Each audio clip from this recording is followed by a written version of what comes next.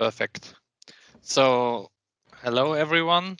We are team number 9, and our study case was about cybersecurity. We are 4 team members. It's Varpu, Fatima, Patrick, and Florian, me. And we created, an project and startup, and this is called MediCyber. And we are focused on cybersecurity in the medical sector. So I would like to introduce the agenda at first. We will start with the startup idea. Then we will explain the problem we solution for the customers. After that, we are talking about customers and customer segments, the scope of the service, the use technology, and the value for the customers. And at least we will explain the revenue and the cost structure, and at the end, the social aspects. So the startup idea is presented by Patrick. I hope he is here and can. I'm not sure if he is here at all. Okay, so I will do this. The problem is in the medical sector are very many devices, and all these devices need to be protected from attacks or from something that happens to them devices, so they aren't work correct. And our vision is doctors are healing the pensions with these devices, and we are the partners, the security partners, and we are secure these devices. And to do this job, we developed a strategy and security strategy and implement this to the hospitals, and then they have an individual solution to keep all devices and infrastructure safe. So now Fatima can explain some technical aspects. Yeah, thank you. So hello, everybody. I'm Fatima from EMT Atlantic in France, and I'm going to show you different technical solutions that we can have. So before, let us begin with a definition of an IMD, implementable medical devices. The IMD is often defined as an electronic device that implemented on a patient with the purpose of treating a medical condition, improving the functioning of some body parts, or providing the user with a capability that he did not possess before. So these devices are often implemented around 2 and 3 centimeters under the patient's skin and connected to the organ that needs treatment or monitoring. Cardiac implements are possibly the most widely known example of IMDs, but many others are increasingly being used to deal with different medical conditions more efficiently than by traditional methods. So the most common types can include cardiac implemented devices like pacemakers, implementable cardioverters, neurostimulators, drug delivery systems, etc. So can we just move to the next slide, please? Yeah, let's now introduce the threat modeling. Security threats against the IMD can be categorized using the STRIDE methodology. The The acronym stands for 6 general categories of attacks: spoofing, tampering, repudiation, information disclosure, denial of service, and elevation of privilege, which are related to different types of security property, so as authentication, integrity, non-repudiation, confidentiality, availability, and authorization. Next, please. So when we want to protect those IMDs, we need to know the types of attackers. We have two types of attackers, passive attackers and active attackers. So let's discover the difference between them. The passive one can only listen to the channel and therefore getting access to the messages exchanged between the IMD and the programmer. Assuming an insecure rigid channel, a passive attacker is a directory to confidentiality and may threaten authentication. By just reading messages, a passive attacker may determine whether a person carries an implement or not, find out what type of implement and other data such as its model and serial number. Capture telemetry data and disclose private information about the patient, such as the ID of his health records, his name, age, and conditions. So in all cases, the overall result is a serious compromise of the patient's privacy. As for the active adversary, in this case, the adversary is not only capable of capturing messages exchanged over the radio channel, but also to send comments to the IMD, modify messages in transit before they reach the IMD or the programmer, or just block them so that they never arrive. Attacks may involve a sequence of interceptions, interruptions, modifications, and also generation of messages. So the goal pursued by an active attacker are diverse.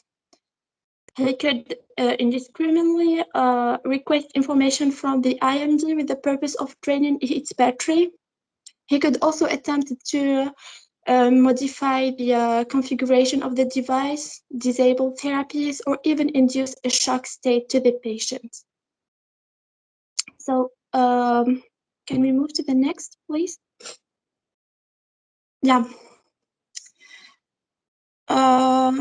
Before introducing different solutions, we have to know some limitations and trade-offs. IMDs have restricted capabilities in 3 separate dimensions: energy, storage, and computing power. All of them have security implications, either because they can be misused or because they limit a security mechanism that can be afforded. Yeah. Yeah, here we will introduce different solutions that we can have. First one is auditing. One of the simplest security mechanisms consists of registering all accesses, authorized or not, together with the patient's status. This measure is aimed at facilitating the detection of non-permitted actions and constitutes a valuable source of evidences to take subsequent actions. Therefore, the auditing helps to combat threats against non-repudiation.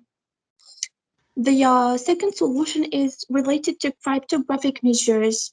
So the cryptography-based security solutions strongly depend on cryptographic primitives, which can be categorized in 3 main groups as shown in the figure. So cryptographic protocols also provide a means of controlling and managing access to the IMD, thereby providing protection against impersonation and, in some cases, escalation of privilege attacks. And on the other hand, solutions based on public key schemes are more expensive in terms of communication, computation, and energy consumption. So these protocols often exchange a large number of messages, which makes them quite greedy in energy because the sending and the reception of messages consume energy. And in addition, public key ciphers result in complex secrets that consume excessive resources in terms of hardware or in memory, and are inefficient in terms of power consumptions. So solutions based on symmetric key approaches are the preferred option in that case. So symmetric cryptographic schemes suffer from the problem of key distribution. Typically, the IMD and other authorized devices, such as the programmer, must share a key which is used to generate authentication tokens to access to the IMD and to encrypt communications. There is a solutions which suggests that the key used can be stored in an external portable device such as a smart bracelet, but this solution carries a significant risk because the loss or damage of this device makes the IMD inaccessible and or facilitate the access to unauthorized users. Another suggests printing the key in the patient's skin using invisible tattoo that can be read by medical personnel an emergency, but the case can be read by an attacker who has physical access to the patient. Yeah, the um, the other solution is the access control. Access control mechanism prevent unauthorized and inappropriate uses of the IMD functions. So prior to proceed with a particular actions, for example, access, reading, reprogramming, etc. So the privileges of the requester are evaluated with the aim of assessing whether it is authorized to execute that particular action or not. The last solution is delegation in external devices.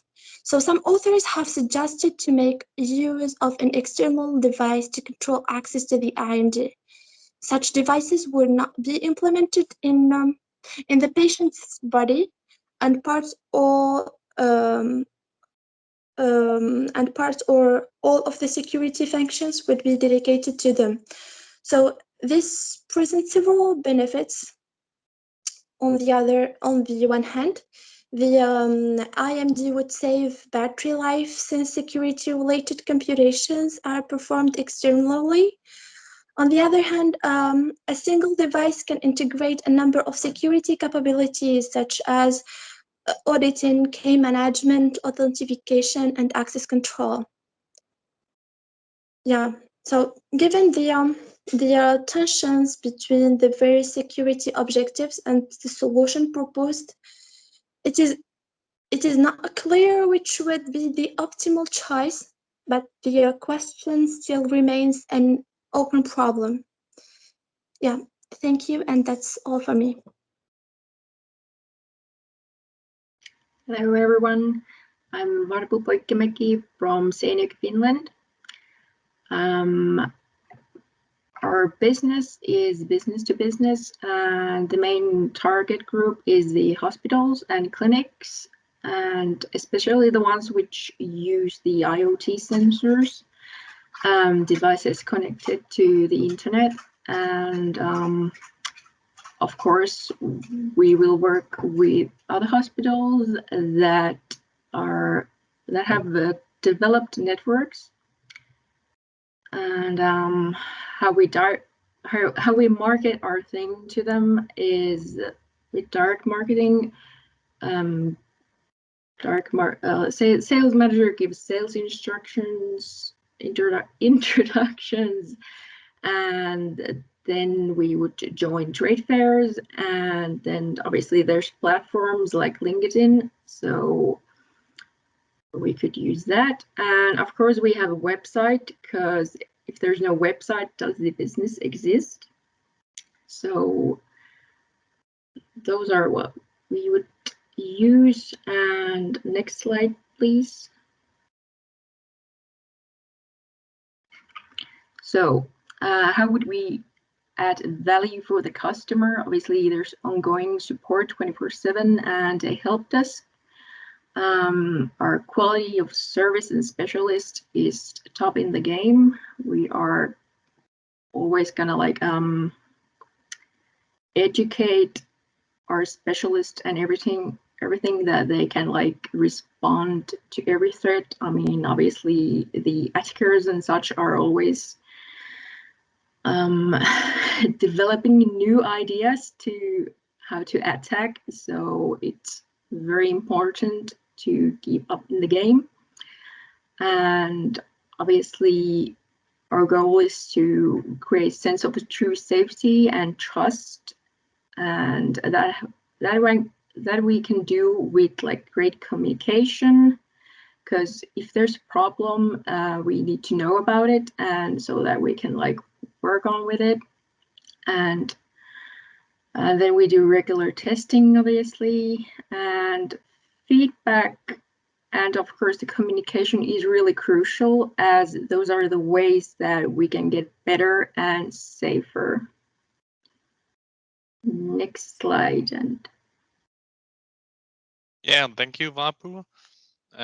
We have created 3 packages for our business. So our service can provide to small, medium, and large hospitals, and the product C is totally individual, and so we created for each customer his own package. Yeah, the revenue and cost structure, we had administrative costs, office point, marketing, and other things. And the revenues, we are start very slow, and we want to get the first customer as a small one, so we can start slowly and increase our business in the first year. And the main goal is to reach the break-even point. Yeah, at least the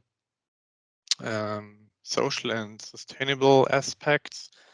We are creating new jobs with our startup. We support digitalization, and we protect the data for the hospitals. And our office is in a shared one, and we are using renewable energies, and our products are created without air pollution. So this was our presentation. Many thanks for your attention, and we are ready for questions.